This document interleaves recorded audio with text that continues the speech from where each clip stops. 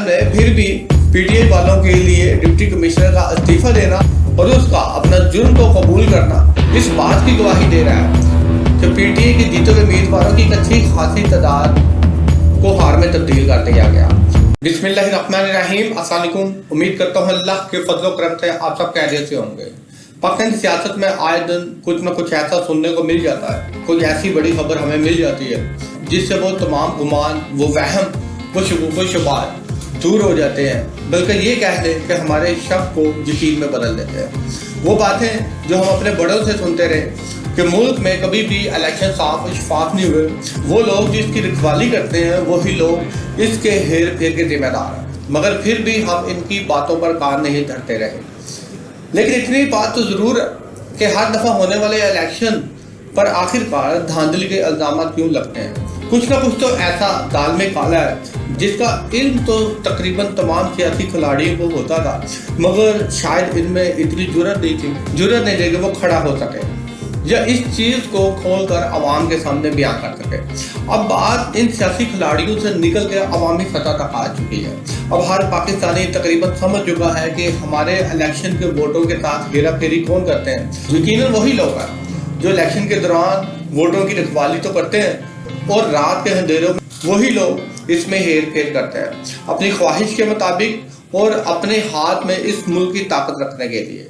मगर फिर भी जहन में एक सवाल आता है कि ये लोग बेज़मीर है या फिर इनके अपने ज़ाती मफाद इस हद तक मुल्की मफाद से आगे आ चुके हैं कि वो मुल्की मफादात का नाम लेकर ही इस मुल्क की पीठ में छुरा घोंप रहे हैं। जैसा कि 8 फरवरी को होने वाले इलेक्शन में जितने भी नतायज आए, हम सब ने देखा तमाम जीते हुए सियासी उम्मीदवार के रिजल्ट रात के अंधेरे में बदल गए और सुबह वो हार गए। अवाम ने इस दफ़ा डट कर अपने वोटों की हिफाजत तो की, फॉर्म 45 तो लिया, मगर 9 फरवरी को फिर भी बहुत से उम्मीदवार को अपनी जीत से हाथ धोना पड़ा। जीते हुए उम्मीदवारों के नतायज को इतना स्लो डाउन कर दिया जाता है, जीते हुए उम्मीदवारों के नतायज को अवाम तक पहुंचने से पहले ही इतना स्लो डाउन कर दिया जाता है कि पहुंचते पहुंचते इनकी जीत हार में तब्दील हो जाती है। एक बात बिल्कुल समझ में नहीं आती, वो ये है कि आखिर साफ और शफाफ इलेक्शन करवाने में हद क्या है, इसमें मुल्क की ही तो बेहतरी है। आखिर वोटों में हेरा फेरी क्यों की जाती है? क्या ये लोग बेज़मीर हैं या बिके हुए हैं, या फिर मुल्की ओहदों पर फाइज रहकर गैर मुल्की एजेंडे पर काम कर रहे हैं? आज जैसा कि रावलपिंडी के कमिश्नर ने अपनी सीट से इस्तीफा देता हुआ प्रेस कॉन्फ्रेंस की और ये कहा कि 70 हज़ार की लीड से जीते हुए उम्मीदवारों को उन्होंने हरवाया।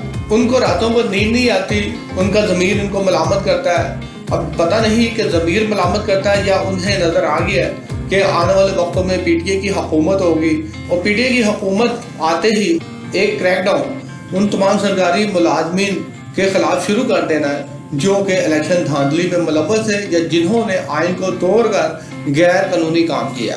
ख्याल में फिर भी पीटीआई वालों के लिए डिप्टी कमिश्नर का इस्तीफा देना और उसका अपना जुर्म को कबूल करना इस बात की गवाही दे रहा है कि पीटीआई के जीते हुए उम्मीदवारों की एक अच्छी खासी तादाद को हार में तब्दील कर दिया गया।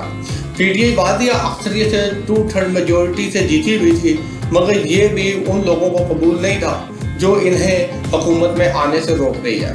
बहरहाल अगर ये सच्चे दिल से उन्होंने प्रेस कॉन्फ्रेंस की है तो हमें अप्रिशिएट करना चाहिए, मगर एक बात अपनी प्रेस कॉन्फ्रेंस में जो उन्होंने कही कि इस धांधली में चीफ इलेक्शन कमिश्नर और चीफ जस्टिस भी शामिल है, वो सब हमारे लिए एक लम्हा फिक्री है। शुक्रिया।